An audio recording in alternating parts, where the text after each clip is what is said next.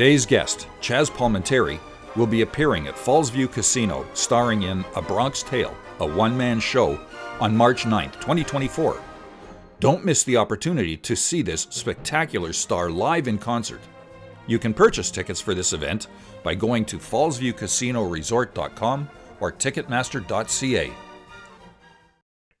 Hello, everyone. I'm Harvey Brownstone, and today's special guest is a mega-talented, multi-award winning and beloved actor, writer, producer, and director who's brought us a myriad of unforgettable performances. We first got to know his on-screen persona as the streetwise, hard-nosed, unflinching tough guy in his brilliant classic breakout film, A Bronx Tale, based on his highly acclaimed one-man show, which played on Broadway and has toured across the country.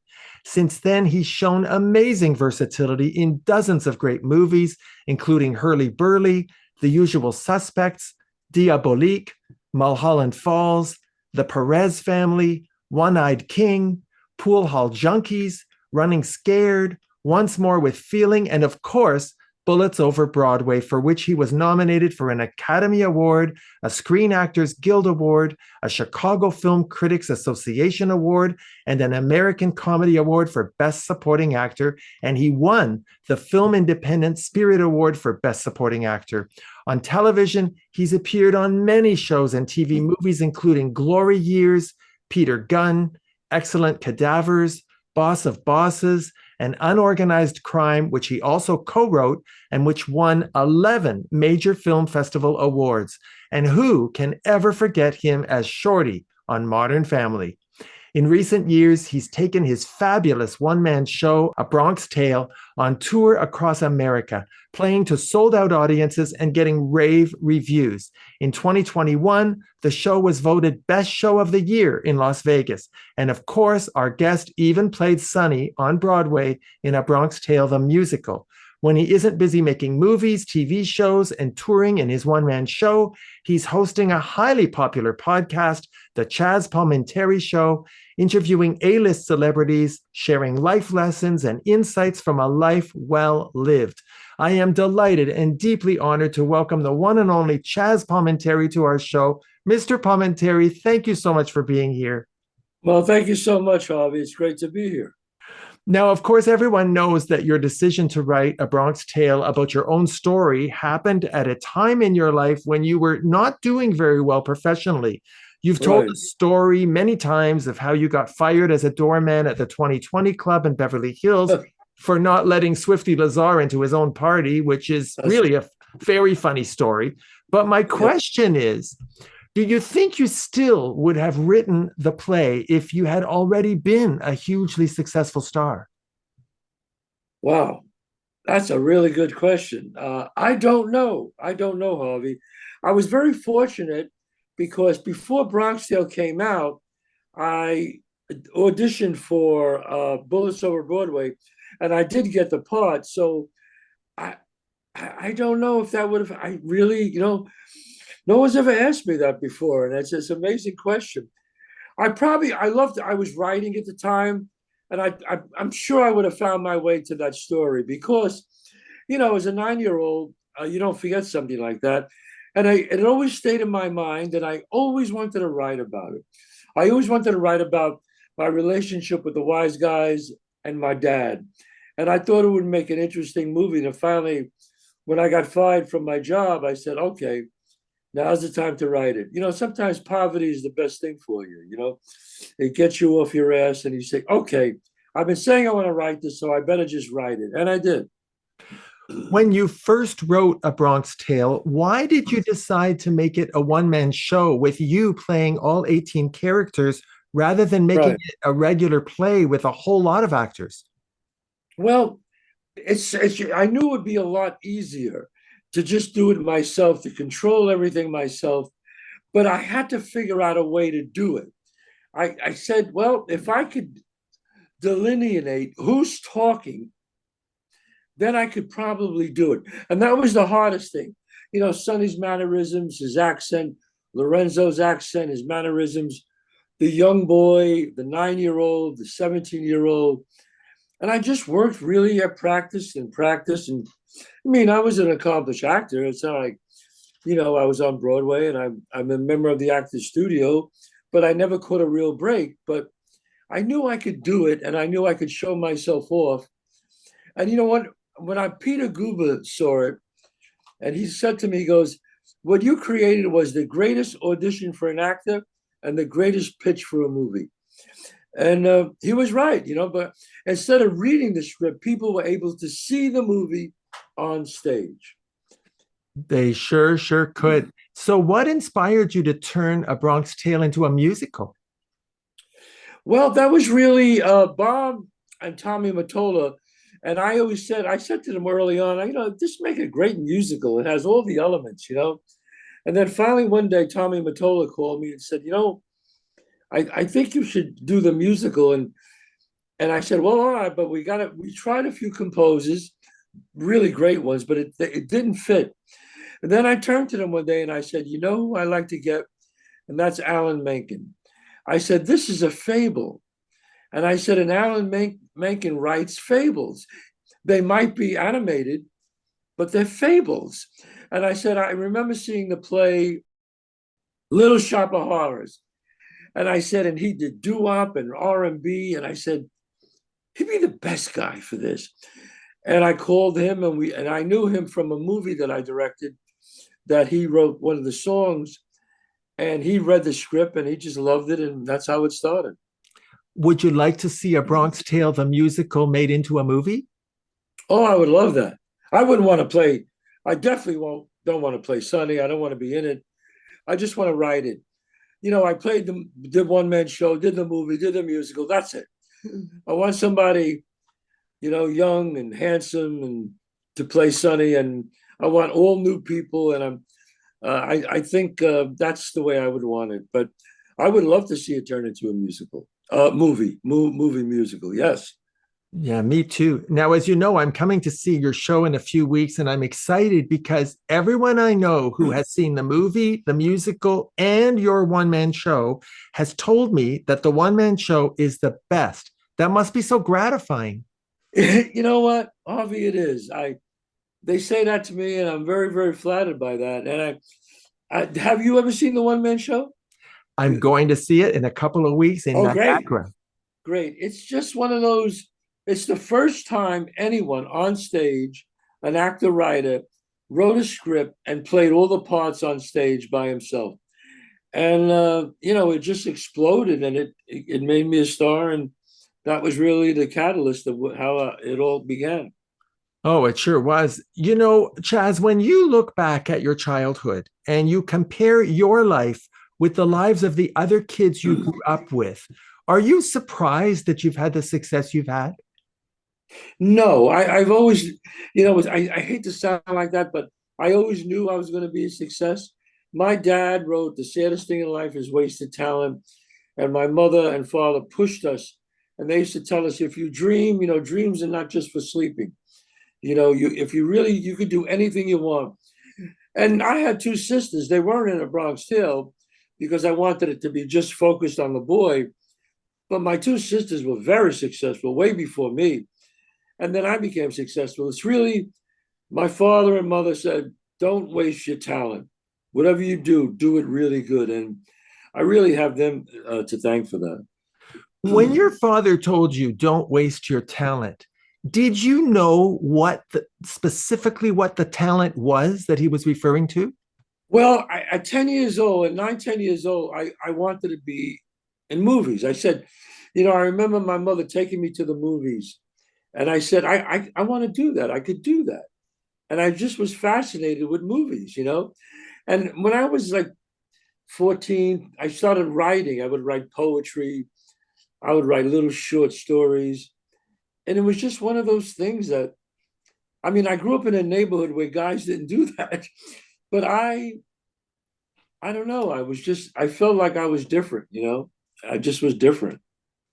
Well, you sure were. I've always wanted to ask you this question because you've raised two children. Yes. If you had been raising your kids in the exact same environment that you grew up in, is there anything different that you would have done compared to what your parents did to protect your children from negative influences? Yeah, I probably would have did exactly what they did. They didn't have the money to get out of there. Finally we did get out of there. Right around 18, I was 17, 18. And after all that, the stuff that happened, my father said, all right, we have to move. And we moved to the Bronx, but in a better area up in Grand Concourse. Now, when I say a better area, I want to be clear about this. I had a wonderful childhood, incredible childhood. And the neighborhood was great. It was fun. It was all Italians. But was there violence there sometimes? Yes. And when the violence hit, it hit big. But other than that, I loved that my childhood, all my friends we all had, our parents were together. And some of my friends were very successful. I'm not the only one. Some of them became professors, some of them became doctors, a few became lawyers, and some became, criminals and ended up in jail. Back then, Harvey, was different. All the guys hung out together. We didn't split up. So it was just like when somebody wanted to do something bad, they went and we just stayed behind. That's the way it was. What did your parents think of your decision to pursue a career as an actor? Oh, they were very positive for it. Very positive. They were like, great, if that's what you want to do, you could do it. But, be the best one. But you got to work hard. And I did work hard. My mom and dad, I was blessed with two parents that were just so amazing. And I'll tell you a quick story, and this tells you how amazing they were. When I was really broke, when I was bouncing in New York in my my 20s, they lived right on top of me. I lived in the apartment underneath them and I would put a little thing underneath their door. Dear Dad, could I have $20, $10 for gas? I would write it on an index card and slip it under their door. Because as a bouncer, I would get home late and I didn't want to wake them up. And I would sleep late in the morning. And I did that for about 4 or 5 months. And then finally I started making more money and I didn't have to do it anymore. Cut to 20 something years later, I'm like a star and I get nominated for Academy Award for Bullets Over Broadway. So I told my parents, I said, I want you to go down the red carpet with me. You're part of this whole thing.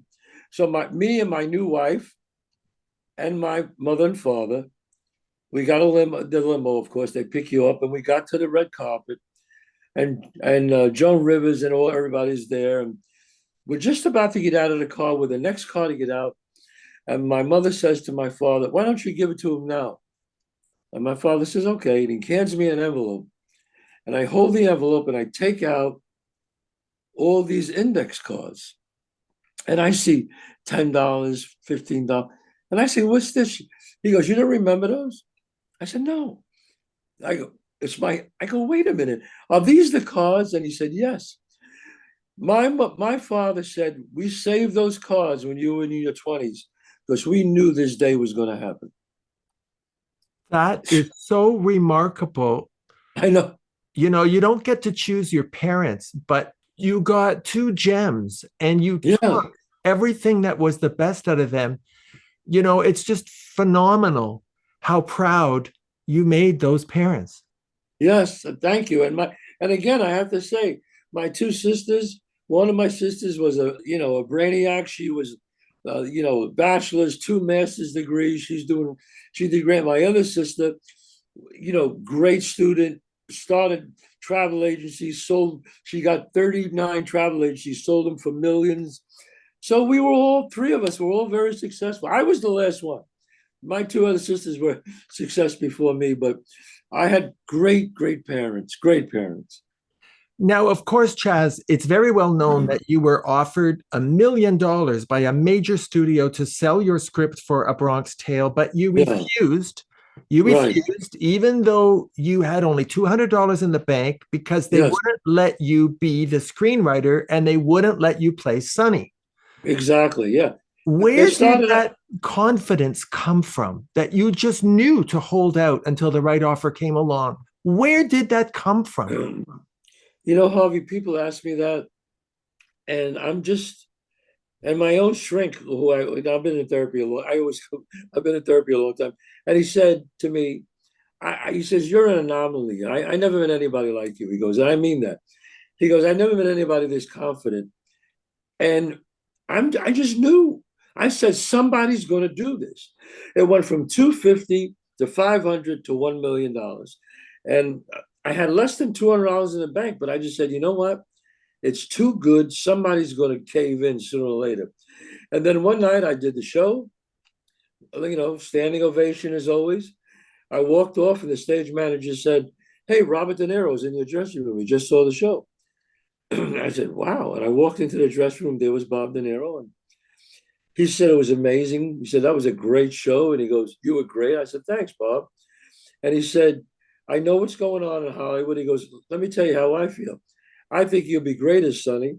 I think you should write it because it's your life and it'll be real and honest. I'll play your father and I'll direct it.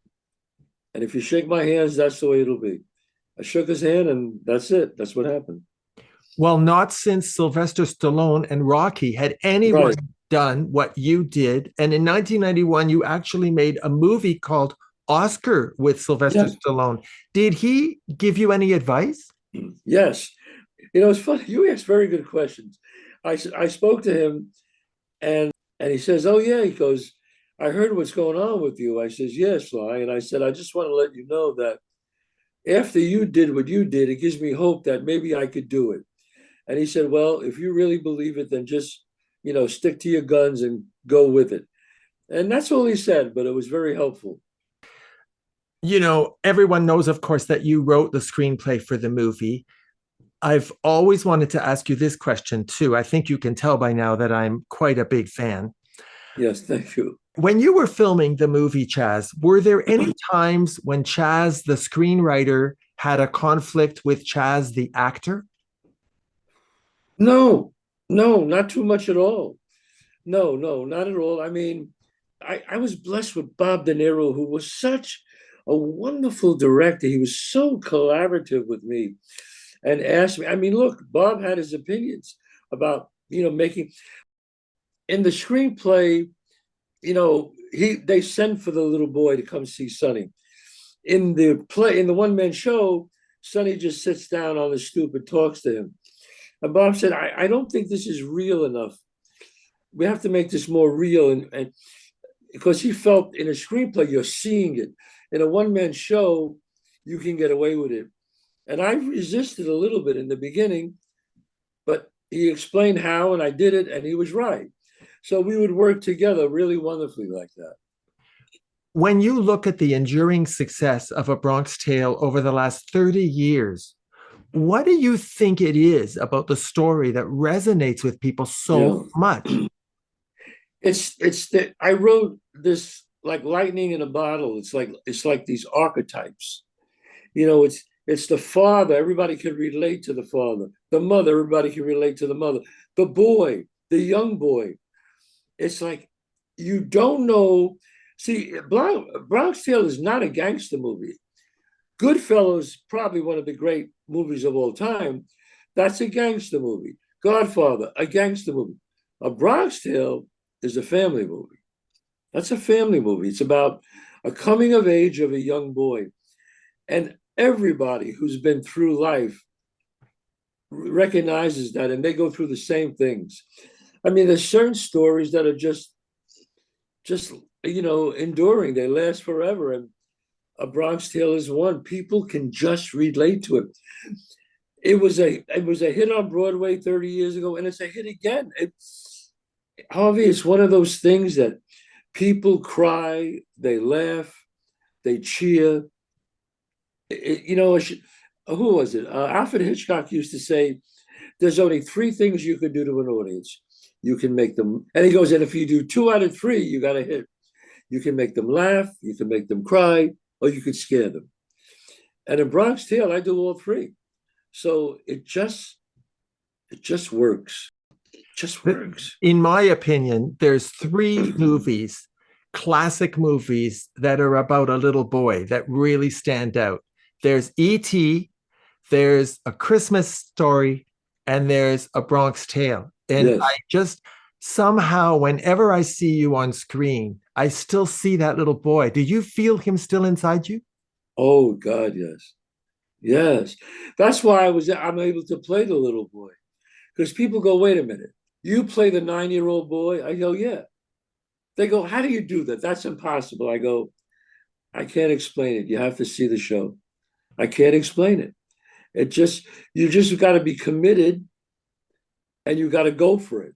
And if you go for it and you're committed in your heart, you can make it believable.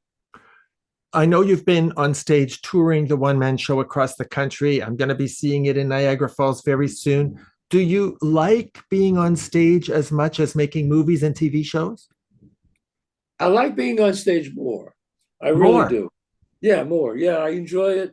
Obviously, you don't get paid as well, but I just, well, with the one man show, that's a little different. But other than that, I love being on stage. I just love it. It's like a stage is the aerobics of an actor. That's the training of an actor. I love making movies. I love doing television. I love doing Modern Family. That was fun. But I love being on stage with a bunch of actors, like really going at it. And the one man show, that's a freak of nature. I don't know, it hasn't been done since then, and I don't know if it'll ever be done. But I've seen it done I went to Paris because I licensed it out in other countries. And I saw this wonderful actor, Francois, I can't remember his last name. He did a Bronx Tale, the one man show in French. And it was a huge hit there. I don't know. That it's universal. Now, you've said many times, Chaz, how monumentally important Robert De Niro has been to your career. Yes. What I find amazing is that he's only directed two movies, A Bronx Tale in Yeah. 1993 and The Good Shepherd in 2006.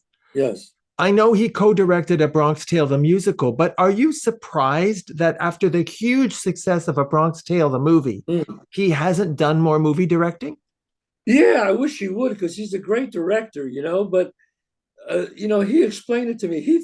He said to me early on that if he could direct 4 or 5 movies in his lifetime, he'd be very happy. It's directing is not like, it's like a year in advance of preparing, then another 6 months of, prep, and then shooting. It's a 3-year commitment, and I don't know if Bob wants to put 3 years into something now, at this age, but he's a great director. He really is. You made your directorial debut in 1999 on the TV show Oz. Right. You directed an episode in season 3 called Unnatural Disasters. I told you I was a fan. Yes. You then directed Women versus Men in 2002 and Noelle in 2004. So, of course, I have to ask you, would you like to do more directing? Yes, I would. I love to. Yes, I would. And I hope to. I hope to now. I guess I could tell you. Yeah, not too many people know, but I just directed my one-man show. I filmed it with 5 cameras. And we're going to be doing it at the Tribeca Film Festival. It's going to premiere there. Congratulations. Mazel tov. Thank you. That is fabulous. Yeah, I'm really excited by it. I want to ask you about Bullets Over Broadway and your terrific portrayal of Cheech, which earned you an Oscar nomination. What was Woody Allen like to work with as a director compared to Robert De Niro? Well, Bob will talk to the actors a lot more than Woody would. Woody just hires the right people and then he lets you do. He goes, go, just go. Where Bob is really hands-on. He lets you go, but he's very hands-on about what he wants. He's very specific about what he wants. Woody just feels, I hired the right guy, let him do what he wants. Where Bob is much more specific, try this, try that. Let's go a little bigger, let's go a little less. Let's raise the stakes here. Different. So what style resonates with you most? I like both. It doesn't bother me. I'm a very confident actor.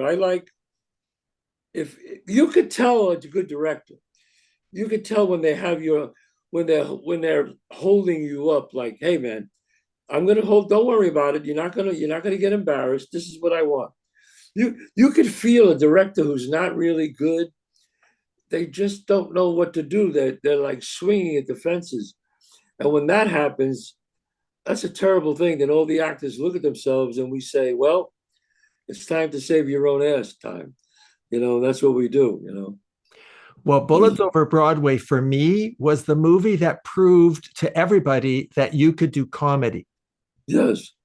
I started in comedy, but I got so famous for these harder roles like Usual Suspects and you know all these other roles that I just was known as this very, very tough guy, but it was great to do Bullets. I really loved it.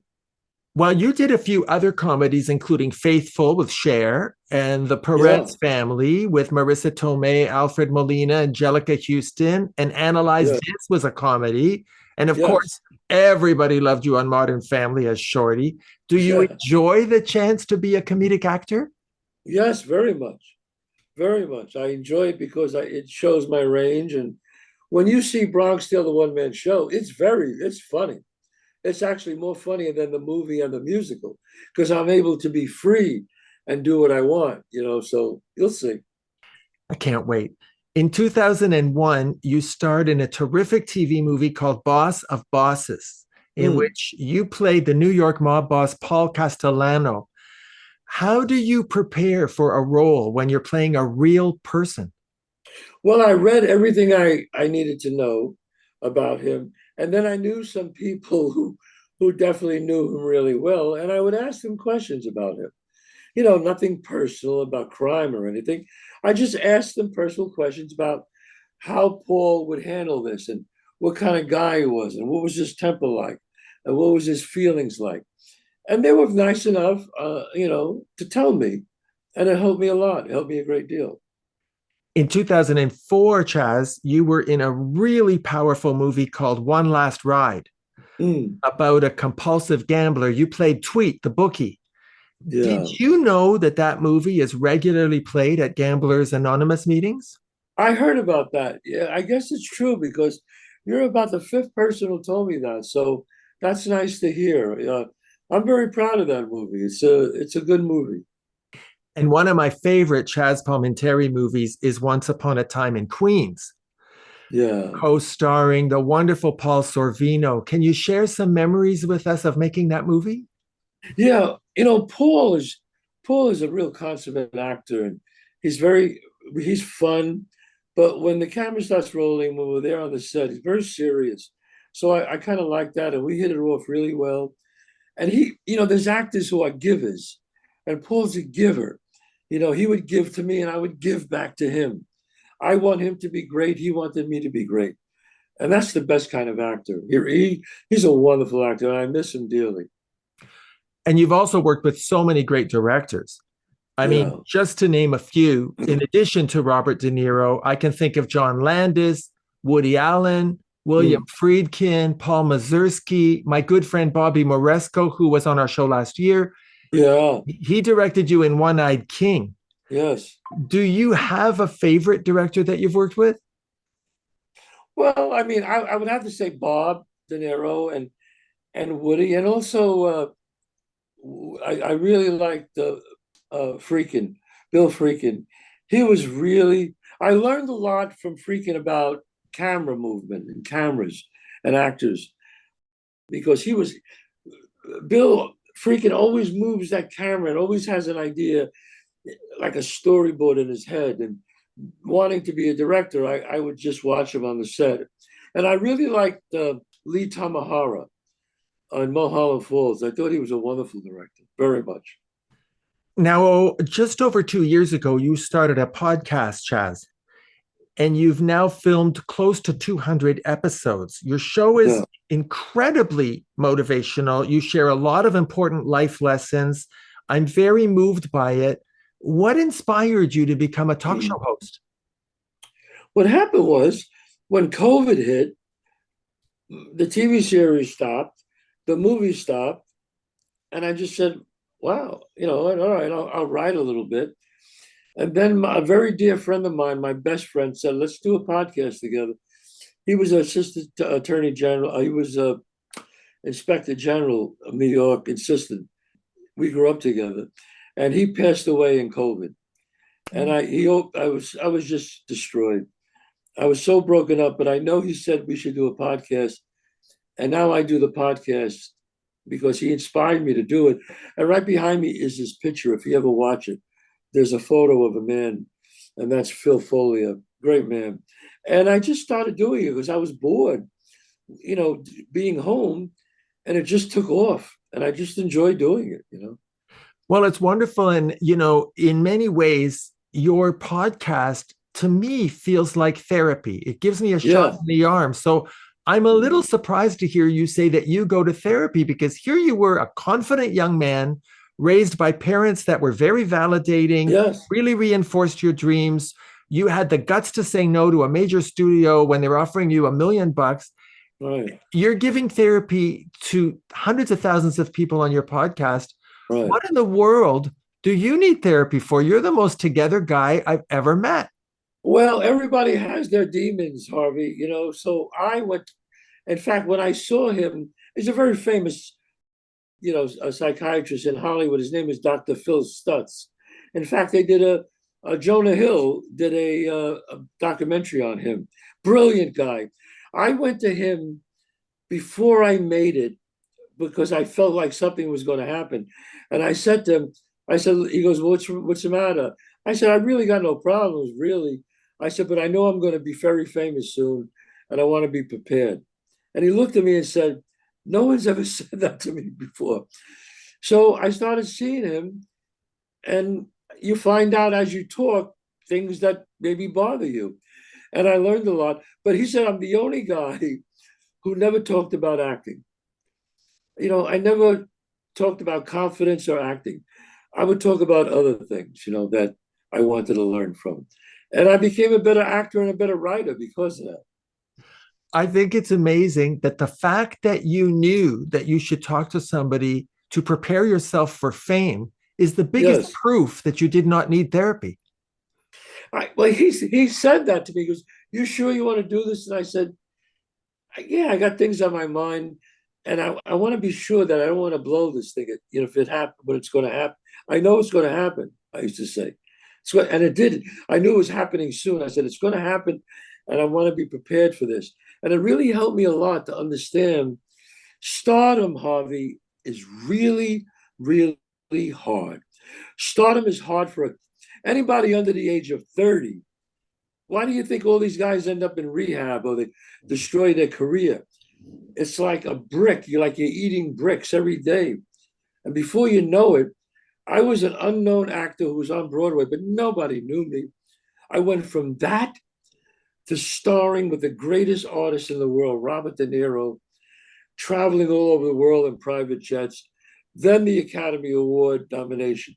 I mean, I was like, whoa, it takes you back. Like, you have to know that it's good, but it doesn't last.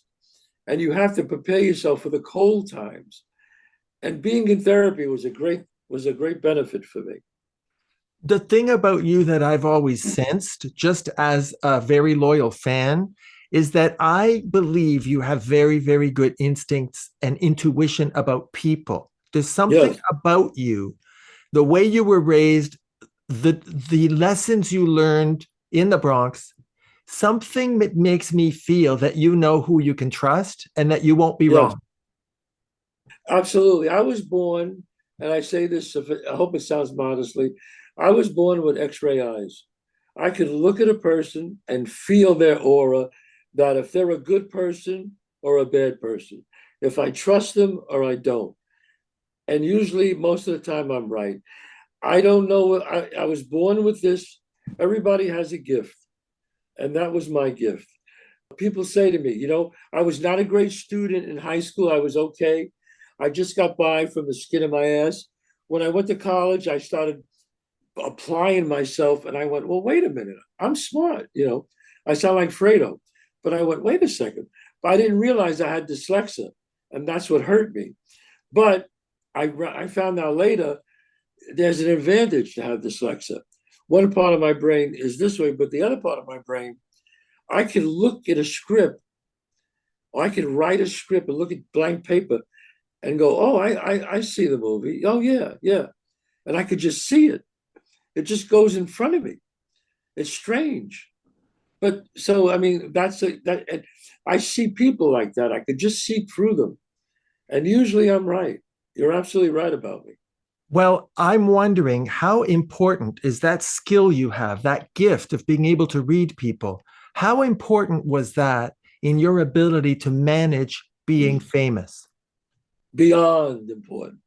It was beyond even the deal. I would meet the biggest people in the world wanting to do Bronx Tale.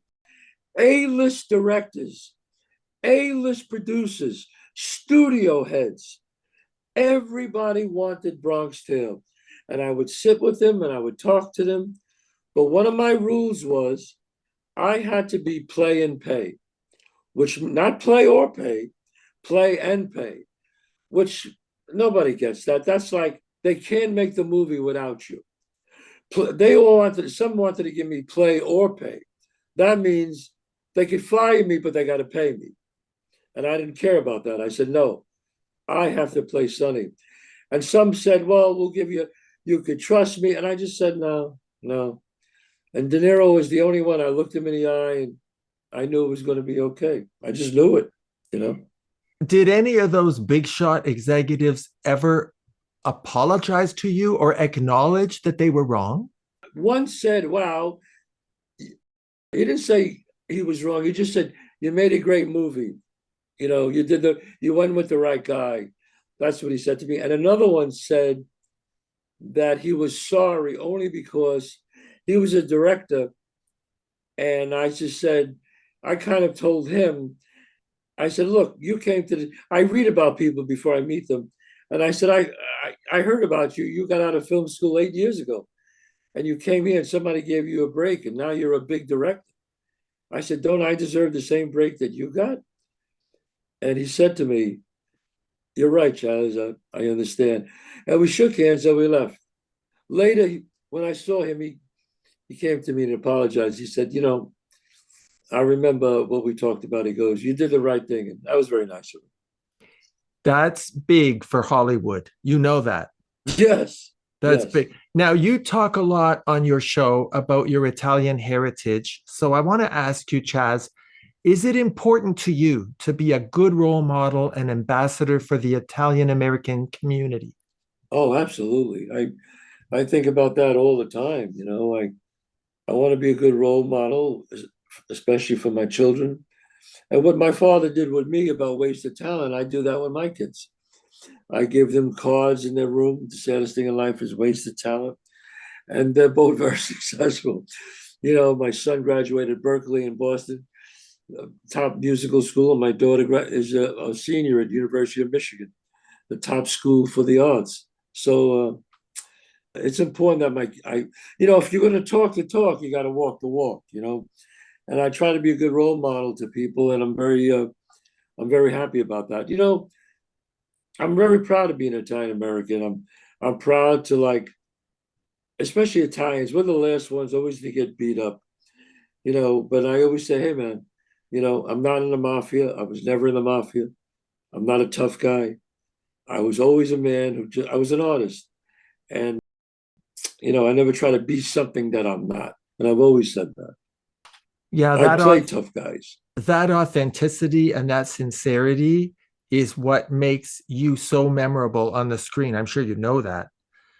I appreciate that. Now, in 2011, I'm going to get a little emotional here because your fans really appreciated this. You received a star on the Bronx Walk of Fame. That Right. must have been a very emotional moment for you. Yeah, yeah, it was. You know, I mean, you gotta realize I was this, you know, Italian boy, grew up in the street in the Bronx, and not everybody was rich there, obviously, and I had dreams, and all my dreams came true. They really have. Then, when you look back at your career, Chaz, have you had the career that you were envisioning for yourself way back when you were in acting school? I think so. I always wanted to act and write and direct, and I've done all three. And but the main thing is I wanted to be a good father, and I wanted to have children, and I have a great wife who's in the business too, and she's wonderful, and both of us together we raised two great kids. That is my most proud thing.